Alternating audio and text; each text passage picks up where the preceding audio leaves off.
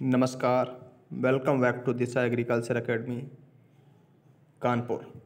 आज की वीडियो में हम पढ़ेंगे problematic soil and their management, यानी समस्याग्रस्त बीएससी एग्रीकल्चर फोर्थ सेमेस्टर का जो पेपर होगा। तो बहुत ज़्यादा इम्पोर्टेंट क्लास है। इस वीडियो में आपको 50 क्वेश्चंस लेके आए हैं। नंबर ऑफ क्वेश्चंस की संख्या कितनी है? 50 है। अगर ये 50 क्वेश्चंस आपने अच्छे से देख लिए, यकीन मानिए आपका पेपर बहुत ही बढ़िया होगा और कम से कम 50% क्वेश्चंस इसी वीडियो से मिलने वाले हैं। तो यार देर की बात की, आप सभी लोग वीडियो पूरा वॉच करना। साथ ही साथ जो फ्रेंड नए हो चैनल को सब्सक्राइब जरूर कर लीजिए, क्योंकि यहाँ पे इन्फॉर्मेटिव वीडियो यूनिवर्सिटी संबंधित, साथ ही साथ सेमेस्टर एग्जाम की बेहतरीन तैयारी के लिए यूपी का नंबर 1 चैनल दिशा एग्रीकल्चर एकेडमी में आप सभी का स्वागत है। कंटिन्यू करते हैं क्लास को, पढ़ेंगे क्वेश्चंस को। पहला क्वेश्चन, भारत के किस राज्य में सबसे अधिक समस्याग्रस्त मृदाएं पाई जाती हैं? ये काफ़ी अच्छा प्रश्न है। तो उत्तर प्रदेश में समस्याग्रस्त मृदाएं क्या होती हैं? ऐसी मृदाएं जिनमें फसल उत्पादन अच्छा नहीं होता, चाहे वो लवणीय मृदाएं हों, क्षारीय हों या बंजर भूमियाँ हों। ये सारी भूमियाँ कैसी कहलाती हैं? ये सब जो है समस्याग्रस्त सॉइल यानी प्रॉब्लम्ड सॉइल ये कहलाती हैं। तो भारत के किस राज्य में सबसे अधिक समस्याग्रस्त मृदाएं हैं? आंसर है उत्तर प्रदेश।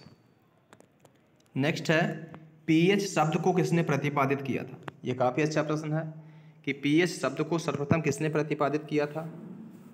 तो सोरेनसन ने किया था। किसने किया था? सोरेनसन ने।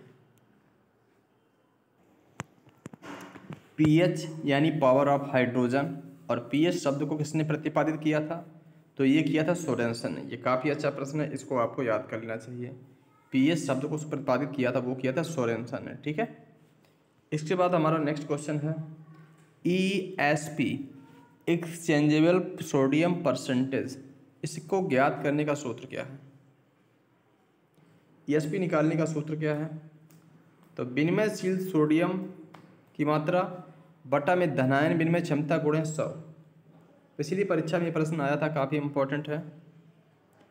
इसके बाद प्रश्न नंबर नेक्स्ट है, अम्लीय वर्षा का कारण क्या है? अम्लीय वर्षा किसके कारण होती है? CO यानी कार्बन मोनोऑक्साइड के कारण, N2O मतलब nitrogen oxide, SO2 means sulphur dioxide. तो ये तीनों गैस जिम्मेदार होती अम्लीय वर्षा के लिए। ठीक है ना। इसके बाद 5 नंबर है, Indian institute of soil science. जो इंडियन इंस्टीट्यूट है सॉइल साइंस का, वो कहाँ पर है? भोपाल में है। इसके बाद नया एक और क्वेश्चन है कि CSSRI central soil salinity research institute, CSSRI ये कहाँ पर है? ये है करनाल, हरियाणा में। ये काफ़ी अच्छा प्रश्न है, कई बार रिपीट होने वाला प्रश्न है ये। इसके बाद national bureau of soil survey and land use planning, मान लीजिएगा NBSSLP है, कहाँ पर है? NBSSLP national bureau of soil survey and land use planning, ये है नागपुर में। नागपुर यहाँ पे राइट उत्तर हो जाएगा।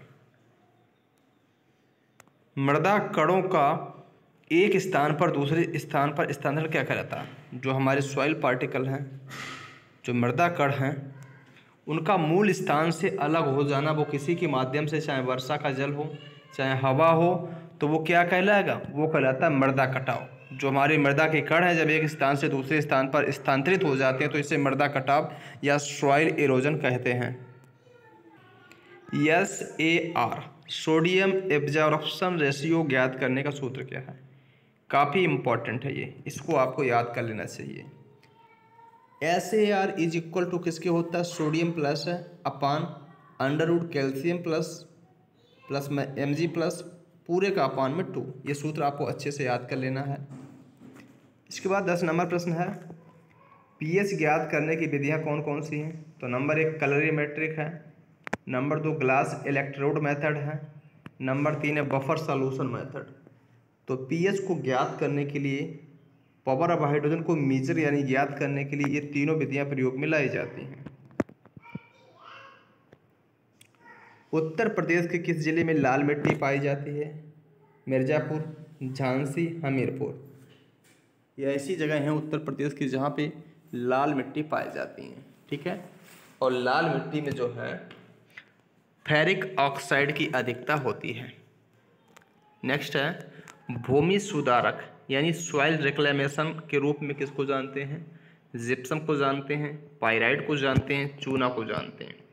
तो ये तीनों ही आंसर हमारे होते हैं। ये तीनों भूमि को सुधारने में मदद करते हैं, इसलिए इनको भूमि सुधारक यानी सॉइल रिक्लेमेशन की कैटेगरी में रखा गया है। भारत में सर्वप्रथम कौन सा उर्वरक बना था? ये काफ़ी अच्छा प्रश्न है। एसएसपी। एसएसपी इंडिया में सबसे पहले बना था।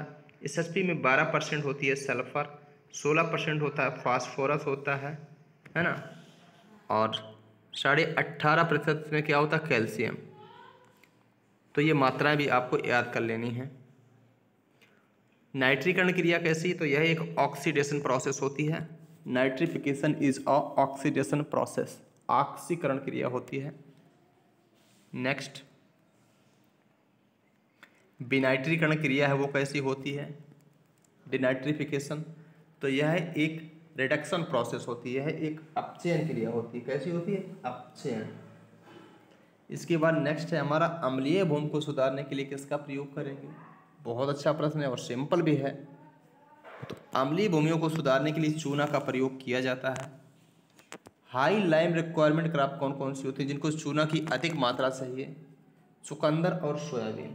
चुकंदर और सोयाबीन में जो है हाई लाइम रिक्वायरमेंट वाली क्रॉप्स ये होती हैं। क्षारीय मृदा का सुधार किसके द्वारा किया जाता है? तो जिप्सम और पाइराइट, इनके द्वारा जो है क्षारीय मिट्टी का सुधार किया जाता है। अगला प्रश्न है Indian institute of soil and water conservation, ये कहाँ पे? ये काफ़ी इंपॉर्टेंट प्रश्न है, काफ़ी अच्छा प्रश्न है, और ये हमारा है देहरादून में। कहाँ पे है? देहरादून। मृदा अपरदन के लिए उत्तरदायी हैं कौन से फैक्टर हैं? वो कौन सी बातें हैं जो मृदा अपरदन के लिए उत्तरदायी हैं, जिसके कारण मृदा अपरदन होता है? तो नंबर 1 वनों की कटाई, बिल्कुल सही बात है। अधिक चराई, सही बात है। और स्थानांतरित खेती, ये तीनों कारक ही जिम्मेदार होते हैं मृदा कटाव के लिए। क्वेश्चन नंबर नेक्स्ट, लवणीय और क्षारीय मृदाओं का क्षेत्रफल सबसे ज़्यादा कहाँ पे है? उत्तर प्रदेश। उत्तर प्रदेश में सबसे ज़्यादा समस्याग्रस्त सॉइल पाई जाती हैं, चाहे वो लवणीय मृदा हो चाहे क्षारीय, सबसे ज़्यादा कहाँ पे है? उत्तर प्रदेश में। वह प्रक्रिया जिससे मृदा में घुलनशील लवण का संचयन होता है उसे क्या बोलते हैं? ऐसी प्रोसेस जिससे मृदा में जो सॉल्युबल साल्ट होते हैं, जो घुलनशील लवण होते हैं, उनका संचयन हो जाता है, मृदा संचय कर लेती है, उसे क्या बोलेंगे? उसी को बोलते हैं सैलिनाइजेशन, ठीक है। विश्व मृदा दिवस कब मनाते हैं? तो प्रतिवर्ष जो विश्व मृदा दिवस है, जो सॉइल डे है, ये मनाते हैं 5 दिसंबर को। लीचिंग के द्वारा मृदा से कैल्शियम कार्बोनेट का हटना क्या कहलाता है? लीचिंग प्रोसेस के द्वारा अगर मृदा से कैल्शियम कार्बोनेट हट जाए किसी कारण तो उसे क्या बोलेंगे? डीकैल्सिफिकेशन बोलेंगे। जिप्सम में क्या क्या पाया जाता है? तो सबसे पहली बात, जिप्सम का प्रयोग क्षारीय मिट्टी के सुधार के लिए किया जाता है। जिप्सम में 29% कैल्शियम और 18.6% क्या होता है? सल्फर। ये दोनों पॉइंट आपको अच्छे से याद कर लेने, क्योंकि एग्जाम में ये पॉइंट आपसे सीधे पूछे जाते हैं। लवणीय मृदा में पाए जाने वाले लवणों का समूह है, इसमें थोड़ा सा डाउट है, ये प्रश्न आप मत पढ़िए, बाकी पढ़ लीजिए आगे। ह्यूमस में कौन सा अम्ल पाया जाता है? तो ह्यूमिक अम्ल। ह्यूमिक अम्ल कहाँ पे पाया जाता है? ह्यूमस में। इसके बाद नेक्स्ट प्रश्न हमारा है Fe मीन्स लोहा, एल्यूमिनियम तथा मैग्नीज की सांद्रता किस मिट्टी में ज़्यादा होती है? जो मृदा अम्लीय होती हैं, ऐसी मृदा जो अम्लीय होती है जिसमें हाइड्रोजन आयन की अधिकता होती है, वो मृदा कैसी होती है? ऐसी मृदा जिसमें हाइड्रोजन आयन की अधिकता पाई जाती है उसे क्या बोलते हैं? उसको बोलते हैं अम्लीय मृदा। और अम्लीय मृदा के सुधार के लिए चूना का प्रयोग किया जाता है। अम्लीय मृदा में Fe है, लोहा है, एल्यूमिनियम है, Mn यानी मैग्नीज है, इन तत्वों की जो है प्रधानता यानी अधिकता पाई जाती है। क्षारीय मृदा में किसकी अधिकता होती है? सोडियम की। जो क्षारीय मिट्टियाँ होती हैं उसमें सोडियम की अधिकता के कारण मिट्टी की जो उर्वरता है, जो क्वालिटी है, वो खराब हो जाती है। क्षारीय मृदा को किस नाम से जानते हैं? तो इसको काली ऊसर के नाम से जानते हैं। जबकि जो लवणीय मृदा है इसको सफ़ेद ऊसर के नाम से जानते हैं। ये दोनों पॉइंट बहुत ज़्यादा इम्पोर्टेंट हैं, आपको समझ लेना है एक बार अच्छे से। क्षारीय मृदा को काली ऊसर बोलेंगे और लवणीय मृदा को सफ़ेद ऊसर बोलेंगे। इसके बाद नेक्स्ट है, काली मृदा को किस गढ़ में रखा गया है। ये काफ़ी इम्पोर्टेंट है कि काली मिट्टी को किस गढ़ में रखा गया है, तो बर्टीसोल में रखा गया है। इसके बाद नेक्स्ट हमारा प्रश्न क्या है, लवणीय और क्षारीय मृदाएं कहाँ पर पाई जाती हैं। ऐसे एरिया, ऐसे क्षेत्र जहाँ पे शुष्क जलवायु की प्रधानता है वहाँ पे लवणीय और क्षारीय मिट्टियाँ पाई जाती हैं। जल द्वारा मृदा कटाव की प्रथम अवस्था क्या है, स्प्लैश इरोजन। जल द्वारा मृदा कटाव की प्रथम अवस्था कौन सी है, स्प्लैश इरोजन। वायु क्षरण द्वारा निलंबन में कणों का व्यास होता है। जैसे वायु क्षरण होता है, वायु द्वारा मृदा का क्षरण होता है, इसमें तीन मुख्य रूप से काम करते हैं। एक होता है सरफेस क्रीप होता है, दूसरा होता है साल्टेशन और तीसरी होती है सस्पेंशन। इन तीन पर ही निर्भर करता है वायु क्षरण। तो जो सस्पेंशन, इसमें मृदा के कणों का आकार क्या होता है, 0.1 मिलीमीटर से कम। सबसे अधिक होने वाला वायु क्षरण है, लेकिन साल्टेशन सबसे अधिक हानि पहुंचाता है। क्यों? क्योंकि साल्टेशन में कणों का आकार 0.01 से 0.05 तक होता है। नहीं, 0.1 से 0.5 तक होता है। जो साल्टेशन है इसमें कणों का आकार 0.1 से 0.5 तक होता है, ये आपको समझना है। तो साल्टेशन के द्वारा सबसे अधिक वायु द्वारा क्षरण होता है। ठीक है। मृदा अपरदन का मुख्य कारण क्या है, वृक्षों की कटाई है, तेजी से शहरीकरण है, पशुओं द्वारा अत्यधिक सिंचाई। ये तीनों मुख्य हैं जिसके कारण मृदा कटाव होता है। किस क्षरण को किसान की मौत बोला जाता है। किस प्रकार का मृदा क्षरण जिसको किसान की मौत या फिर डेथ ऑफ फार्मर बोला जाता है, सीट इरोजन। सीट इरोजन को बोला जाता है। नेक्स्ट है, लवणीय मृदा में ESP होता है। तो लवणीय मृदा में देखो इलेक्ट्रिकल कंडक्टिविटी 4% से अधिक होती है। बाकी लवणीय मृदा में जो pH है और जो ESP है, pH 8.5 से कम होगा, ESP एक्सचेंजेबल सोडियम परसेंट भी 15.5 से कम होगा। तो ये पॉइंट आपको तीनों याद कर लेना है। गेहूं की लवणीय क्षारीय मृदाओं के प्रति सहनशील किस्में कौन कौन सी हैं, तो गेहूं की 65 हैं, राज 30 से 70 ये वैरायटियाँ ऐसी हैं जो लवणीय और क्षारीय भूमियों में आसानी से इनकी खेती की जा सकती है। उच्च लवणीय व क्षारीय संयुक्त फसलें कौन कौन सी हैं, जौ, चुकंदर, पालक। जौ, चुकंदर, पालक ऐसी क्रॉप्स हैं जो उच्च लवणीय और क्षारीय संयुक्त फसलें होती हैं। ठीक है। अम्लीय संयुक्त फसल कौन कौन सी हैं, आलू है, चावल है, राई है। आलू, चावल, राई को आप अम्लीय भूमियों में आसानी से उगा लो, वहाँ भी ये बहुत अच्छे होती हैं। ठीक है। चलिए, क्षारीय मृदा की विद्युत चालकता क्या होती, EC। तो EC क्षारीय की 4 से कम होगा, बाकी pH 7 से अधिक होगा और सोडियम की जो मात्रा है, सोडियम परसेंटेज की, वो भी 15 से अधिक होगी। कार्बनिक पदार्थ यानी ऑर्गेनिक मैटर को ऑर्गेनिक कार्बन में बदलने का सूत्र क्या है, तो OM मीन्स ऑर्गेनिक मैटर गुणे 0.58। तो कार्बनिक पदार्थ को ऑर्गेनिक कार्बन बदलने का सूत्र यही होता है, इसे आप याद कर लीजिए। रॉक फॉस्फेट में फास्फोरस कितना पाया जाता है, 20 से 40%। जो हमारा रॉक फॉस्फेट है इसमें फास्फोरस कितना पाया, 20 से 40%। और रॉक फॉस्फेट का उपयोग कहाँ पे करते हैं, अम्लीय मृदाओं में। जो अम्लीय मृदा है इनमें रॉक फॉस्फेट का प्रयोग बहुत अच्छा होता है।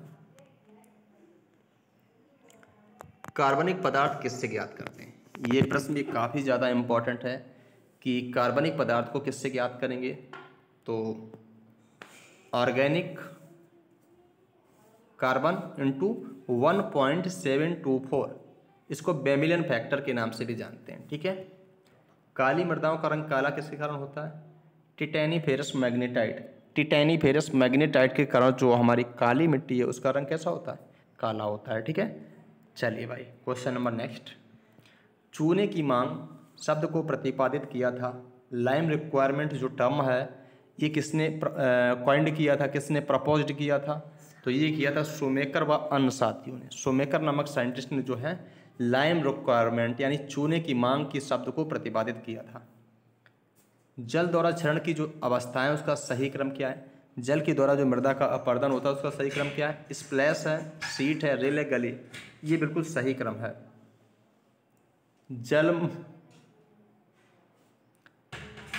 जलमग्नता यानी वाटर लॉजिंग किसके कारण होती है, तो अधिक वर्षा, खराब जल निकास, उच्च जल स्तर, इन कारण जो है, इन तीनों के कारण ये क्या होती है, वाटर लॉजिंग यानी जलमग्नता होती है, तीनों के कारण।